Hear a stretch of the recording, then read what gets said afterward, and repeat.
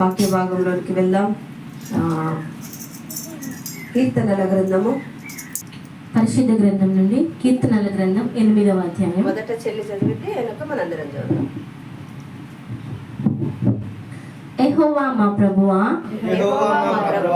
ఆకాశములలో నీ మహిమను కనపరచువాడా, భూమి అందంతటా నీ నామము ఎంత ప్రభావము గలది. శత్రువులను పగ తీర్చుకొని వారిని మాన్పివేయుటకై నీ విరోధులను బట్టి బాలుర యొక్కయు చంటి పిల్లల యొక్కయు స్తుతుల మూలమున నీవు ఒక దుర్గమును స్థాపించి ఉన్నావు. నీ చేతి పని అయిన నీ ఆకాశములను నీవు కలుగజేసిన చంద్ర నక్షత్రములను నేను చూడగా నీవు మనుష్యుని జ్ఞాపకము చేసుకొనుటకు వాడే పాటివాడు. నీవు నరపుత్రుని దర్శించుటకు వాడే పాటివాడు.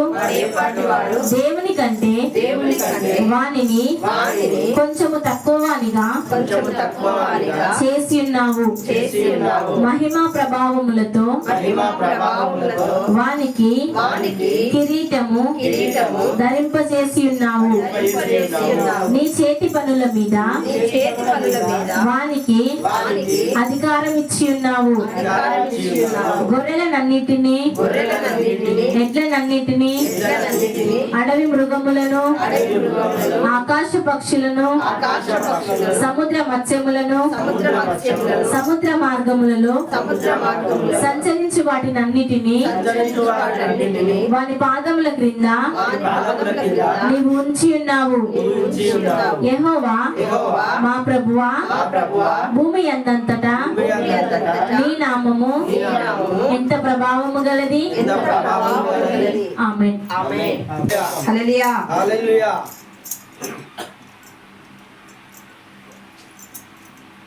యెహోవా మా ప్రభువా, భూమి అందంతటా నీ నామము ఎంత ప్రభావము గలది. యెహోవా మా ప్రభువా, భూమి అందంతటా నీ నామము ఎంత ప్రభావము గలది. ప్రియమైనటువంటి దేవుని బిడ్డలారా, కీర్తనల గ్రంథంలో దేవా నీ నామము ఎంత, భూమి మీద నీ నామము ఎంత ప్రభావము కలిగినది. దేవుని నామము ప్రభావము కలిగినటువంటి నామము. దేవుని నామములో గొప్ప శక్తి ఉంది. దేవుని నామములో అపవాది స్థావరాలు పెకిలించి వేయబడతాయి. దేవుని నామము ఎత్తగానే శత్రువు సైన్యము ఓడిపోతా ఉంది. దేవుని నామము ఎత్తగానే దేవుని యొక్క కృప విస్తరించబడతా ఉన్నది. దేవుని నామము ప్రచురణ చేయగానే అపవాది శక్తులు గడగడ వణికి పారిపోతూ ఉన్నాయి. అయితే ఆ నామాన్ని ఉచ్చరించగలిగిన శక్తి మనకుండాలి. ఆ నామాన్ని గణపరచగలిగిన శక్తి మనకుండాలి. ఆ నామాన్ని మనము ప్రకటించగలిగిన శక్తి మనకుండాలి. ఆ నామాన్ని ప్రజలలోకి తీసుకొని వెళ్ళగలిగిన శక్తి మనకుండాలి. అప్పుడే దేవుడు నీ కుటుంబంలో గొప్ప కార్యాలు జరిగిస్తారు.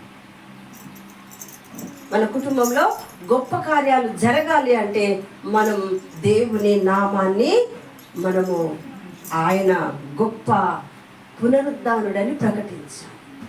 మరణాన్ని తిరిగి లేచింది ఎవరు? యేసుక్రీస్తు ప్రభువారు ఒక్కరే. ఎవ్వరు కూడా మరణాన్ని గెలిచలేరు. మరణము మీద విజయాన్ని తీసుకున్నారు. మరణపు ముళ్ళను విరిచివేసినారు. సమాధికి ఓటమి కలిగించినారు.